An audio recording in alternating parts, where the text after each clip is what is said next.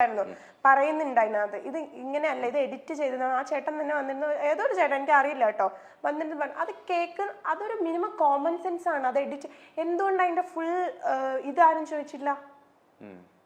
അങ്ങനെ കുറെ സംഭവം ഉണ്ട്. അപ്പം 3 പേർക്കുള്ളിൽ നടക്കുന്ന ഒരു സാധനത്തിന് വെറുതെ കേട്ടിട്ട് അവരങ്ങനെയാണ് അവരിങ്ങനെയാണെന്ന് ജഡ്ജ് ചെയ്യ ലോകത്ത് ആർക്കും അവകാശമില്ല. കാരണം ഇന്ന് ഞാൻ നല്ലതാണോ എന്ന് എന്നോട് തന്നെ ചോദിക്കണം. അപ്പൊ എനിക്കേ അറിയത്തുള്ളൂ ഞാൻ എന്തൊക്കെ ചെയ്യുന്നുണ്ട്, ഞാൻ എത്രമാത്രം നല്ലതാണെന്ന് എനിക്കേ അറിയുള്ളൂ. അതേപോലെ ഓരോ വ്യക്തികൾക്കും അവർക്കേ അറിയത്തുള്ളൂ അവരുടെ ലൈഫിൽ എന്താ നടക്കുന്നതെന്ന്. പുറത്തുനിന്ന് ഒരാൾക്ക് പലതും പറയാം. ഇപ്പൊ തന്നെ എനിക്ക് അറിയില്ല. ഞാൻ ആ ടൈമില്, ഞാൻ ശരിക്കും പറഞ്ഞാല് ആ ടൈമിൽ ഞാൻ എൻ്റെ റൂം ചെന്നൈയിൽ, എനിക്കൊരു അപ്പാർട്ട്മെന്റ് ഫ്ലാറ്റാണ് ഇവർ തന്നിരിക്കുന്നത്. അപ്പൊ ഈ പ്രശ്നങ്ങളൊക്കെ നടക്കുന്ന ടൈമിൽ ഞാൻ ഒറ്റയ്ക്കാണ് ആ ഫ്ലാറ്റിനുള്ളിൽ. ഇപ്പൊ എൻ്റെ കൂടെ ശ്രീ ഉണ്ട്, അന്ന് എൻ്റെ കൂടെ ശ്രീ ഇല്ലായിരുന്നു. അപ്പൊ ഞാൻ ഇപ്പൊ ഒറ്റയ്ക്ക് ഇരിക്കുക അതിനകത്ത്. ഇങ്ങനെ പല പല പ്രശ്നങ്ങൾ നടന്ന് എനിക്ക് ചുറ്റും എന്തൊക്കെയാണ് ബോംബ് പൊട്ടിക്കൊണ്ടിരിക്കുക. അപ്പൊ അതിനിടെ വേറെ പല സംഭവങ്ങൾ നടക്കുന്നു, കുറെ സംഭവം അങ്ങനെ നടന്നുകൊണ്ടിരിക്കുക. അപ്പൊ എനിക്ക് ആകെയുള്ളത് ഈ ഒരു സാധനം മാത്രമേ ഉള്ളൂ. ഞാൻ ഇതിനകത്ത് എടുത്തു വെച്ച് എന്നെ ഈ ഇന്റർവ്യൂ സാധനങ്ങളൊന്നും ഞാൻ കാണാറില്ലായിരുന്നു. പക്ഷെ കുറെ പേര് എനിക്കിങ്ങനെ അയച്ചുകൊണ്ട് ഇതെന്താ നടക്കുന്നതെന്ന് ചോദിച്ചിട്ട് അയച്ചുകൊണ്ടിരുന്നു. പക്ഷെ എന്നോടൊന്നും ചോദിക്കാത്ത ആളുകളുണ്ട്. കാരണം എന്നെ അറിയാവുന്ന ആളാണ് ഞാൻ.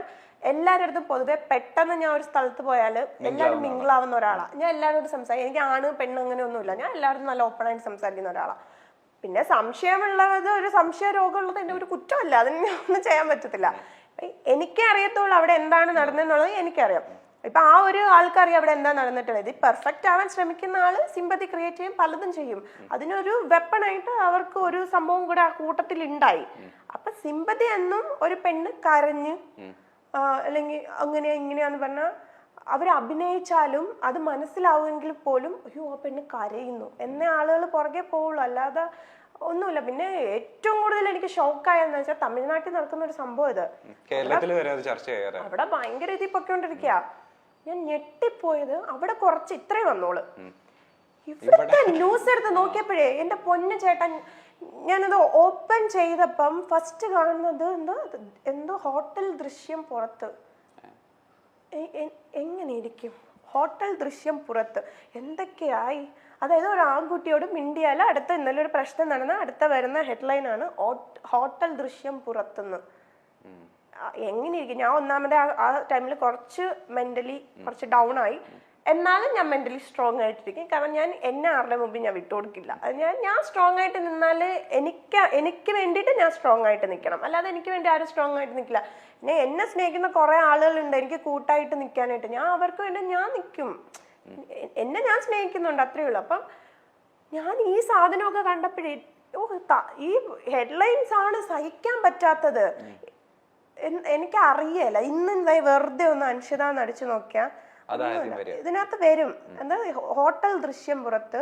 പക്ഷെ എനിക്കിപ്പോഴും മനസ്സിലാവാത്ത ഈ എഴുതിയിടുന്നവരുടെ വീട്ടില് അമ്മയും അച്ഛനും പെങ്ങളും അല്ലെങ്കിൽ ഭാര്യ ഒന്നും ഇല്ലെന്ന് ഞാൻ എപ്പോഴും ആലോചിക്കാറുണ്ട്. എന്ന് വെച്ചാൽ മറ്റുള്ളവരുടെ ജീവിതം വിറ്റ് കഴിക്കുന്നത് സത്യമായിട്ടും ദഹിക്കും. സത്യം പറഞ്ഞാൽ നമ്മൾ റെക്കോർഡ് ചെയ്ത് വെക്കണം. നമ്മളൊരു അതായത് ഇങ്ങനത്തെ സംസാരങ്ങൾ വരുമ്പോൾ ഉറപ്പായിട്ട് നമ്മൾ റെക്കോർഡ് ചെയ്ത്, പ്രത്യേകിച്ച് ആണുങ്ങൾ റെക്കോർഡ് ചെയ്ത് വെക്കണം. പക്ഷെ ഞാൻ ഞെട്ടിപ്പോയെന്ന് ഈ എഡിറ്റിംഗ് വേർഷൻ കേട്ടപ്പോൾ ഞാൻ ഞെട്ടിപ്പോയി. എനിക്കറിയില്ല ഇനി എന്തൊക്കെ എഡിറ്റിംഗ് വേർഷൻസ് തരുമെന്ന് വെച്ചാൽ പറഞ്ഞ സാധനങ്ങളെ വെട്ടി ഞാൻ പറഞ്ഞത് മാത്രം വിട്ട് അങ്ങനെയാണ് അത് വെളിയിൽ വന്നിരിക്കുക. എനിക്കറിയാലോ ഞാൻ സംസാരിച്ച സാധനം എനിക്കറിയില്ലേ, ഇനി ഞാൻ സംസാരിക്കാത്ത സാധനം എനിക്ക് വരുമെന്നൊന്നും എനിക്കറിയത്തില്ല. ടെക്നോളജി അത്ര വളർന്നിരിക്കുന്നു. പിന്നെ കുഴപ്പമില്ല, പക്ഷെ കാണും. ദൈവമുണ്ട്, അതുകൊണ്ട് ഞാൻ എല്ലാം ദൈവത്തിന് വിട്ടു. ഞാൻ എപ്പോഴും പറയാനുണ്ട്, ദൈവം എനിക്ക് തരുന്നത് എൻ്റെ ലൈഫിലെ ഓരോ സാധനവും എനിക്ക് ഏറ്റവും പെർഫെക്റ്റ് ആയിട്ടുള്ളത് ദൈവം എനിക്ക് തന്നിട്ടില്ല ഇന്നേ വരെ. കൂടെ ഇവിടെ ചെയ്യുന്നതിന് മുമ്പേ ഞാൻ ചെറിയ ചെറിയ ക്യാരക്ടേഴ്സൊക്കെ ചെയ്തിട്ടുണ്ട്. കൂടെ ഇവിടെ ചെയ്യുന്നതിന് മുമ്പേ ഏഷ്യാനെറ്റിൽ എന്നെ ഒരു മെയിൻ സീരിയലിലെ നായികയായിട്ട് വിളിച്ചു. അതെൻ്റെ കയ്യിൽ നിന്ന് പോയി. പക്ഷെ ഞാൻ ഇന്ന് ചെയ്യുന്ന കൂടെ ഇവിടെയാണ് ഏറ്റവും ബെസ്റ്റ്. അതാണ് ആ സീരിയലിനെ വെച്ച് നോക്കിയാൽ ഏറ്റവും ബെസ്റ്റ് കൂടെ ഇവിടെയാണ്. അപ്പം ദൈവം എനിക്ക് ബെസ്റ്റാണ് തന്നത്. അതെനിക്ക് ചെല്ലമ്മ ഏറ്റവും ബെസ്റ്റ് ക്യാരക്ടറാണ് തന്നത്. അതേ കണക്കൊരു ക്യാരക്ടർ ആരും ചെയ്യുന്നില്ല ഞാൻ ഉറപ്പായിട്ടും പറയാം. എന്ന് വെച്ചാൽ അമ്മ അതൊരു ക്യാരക്ടർ പെർഫോം ചെയ്യാനുണ്ട്, ഒരു ആർട്ടിസ്റ്റ് എന്ന നിലയിൽ പെർഫോം ചെയ്യാനുണ്ട്. ഇന്ന് തന്നെ ഇവള് വന്നിട്ട് എന്നെ എന്നോട് എന്താ അഞ്ച് കറുത്തു പോയല്ലോ എന്ന് പറഞ്ഞിട്ട്, ഞാൻ കൈ ഇത്രയുള്ളായിട്ട് എൻ്റെ കൈ ഞാൻ ഇപ്പൊ ഫുൾ കൈ ഇടുന്നതിന് മെയിൻ റീസൺ ടാൻ അറിയാണ്ടിരിക്കാൻ വേണ്ടിയിട്ടാ. ഇവിടുന്ന് ഫുൾ കറുത്തിരിക്കുക, എൻ്റെ മുതുക് ഫുൾ കറുത്തിരിക്കുക, ബ്ലൗസ് ഇടുന്ന ഇതിൽ ഫുൾ കറുത്തിരിക്കുക. ഞാൻ നന്നായിട്ട് കഷ്ടപ്പെടുന്നുണ്ട് ചേട്ടാ, വെയിലത്ത് നന്നായിട്ട് കഷ്ടപ്പെടുന്നുണ്ട്. നമ്മൾ വിചാരിക്കുന്ന വെയിലല്ല ചെന്നൈ വെയിൽ. നന്നായിട്ട് വെയിലത്തും മഴയത്തും ഒക്കെ ഞാൻ നന്നായിട്ട് കഷ്ടപ്പെടുന്നുണ്ട്. സൈക്കിൾ ചവിട്ടി കൊച്ചിനെ എടുത്തോടി ഒക്കെ കഷ്ടപ്പെടുന്നുണ്ട്. അത് എനിക്ക് ഞാൻ ചെയ്യുന്ന ഓരോ ക്യാരക്ടേഴ്സിനോടുള്ള എൻ്റെ ഇഷ്ടമാണ്. അപ്പൊ അതുകൊണ്ട് ഞാൻ എപ്പോഴും ഒരു കാര്യമുള്ളൂ, ദൈവം ഉണ്ട്, ഇതിനൊക്കെ ഉള്ളത് ദൈവം കൊടുക്കും. അന്ന് ഈ ഇഷ്യൂ ഒക്കെ ഉണ്ടായ സമയത്ത് ഇവിടെ നമ്മളുടെ ജോലിനെയും നമ്മളുടെ സഹപ്രവർത്തകരെ എന്തെങ്കിലും ഓഫർ വന്നിട്ടുണ്ടെങ്കിൽ അതിനെയൊക്കെ ബാധിച്ചിട്ടുണ്ടായിരുന്നു ഈ ഇഷ്യൂ? എനിക്ക് ആ ടൈമിൽ വേറെ ഓഫേഴ്സ് ഒന്നും വന്നിട്ടില്ല. അങ്ങനെ ഞാൻ ഇപ്പോൾ ഓൾറെഡി ചെയ്യുന്നതുകൊണ്ട് അങ്ങനെയൊന്നും ഉണ്ടല്ലോ. പക്ഷെ മെന്റലി നമ്മളെ കുറച്ച് ഡൗൺ ആക്കാൻ പല സൈഡിൽ നിന്നും ശ്രമിച്ചു. എന്ന് വെച്ചാൽ ഞാൻ പറഞ്ഞില്ലേ, നമ്മുടെ വളർച്ച ഇഷ്ടമില്ലാത്ത ആളുകളുണ്ട്. അപ്പൊ അവര് നമ്മളെ കിട്ടിയ അവസരത്തിൽ ചവിട്ടി താഴ്ക്കുക എന്ന് പറയില്ലേ. അല്ലാതെ ഞാൻ നോർമലായിട്ടിരിക്കുമ്പോൾ എന്നെ ആർക്കും ചവിട്ടി താഴ്ക്കാൻ പറ്റത്തില്ല.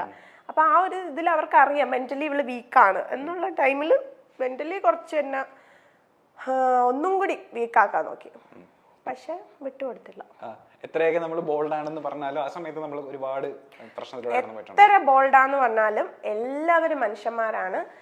ഞാൻ ഭയങ്കര വലിയൊരു സംഭവം തന്നെ ഇവിടെ എന്റെ ഇടയ്ക്ക് നടന്നിട്ടുണ്ട്. പക്ഷെ എനിക്കത് ഷെയർ ചെയ്യാൻ താല്പര്യമില്ലാത്തതുകൊണ്ട് ഞാൻ അത് പറയുന്നില്ല. എന്ന് വെച്ചാൽ നമ്മള് വിട്ടുപോകും. നമ്മൾ മൊത്തത്തിൽ നമ്മൾ വിട്ടുപോകും. നമ്മളെ മൈൻഡും കാര്യങ്ങളും ഒക്കെ വിട്ടുപോകും. നമ്മള് എന്തിന് എന്ന് തോന്നും.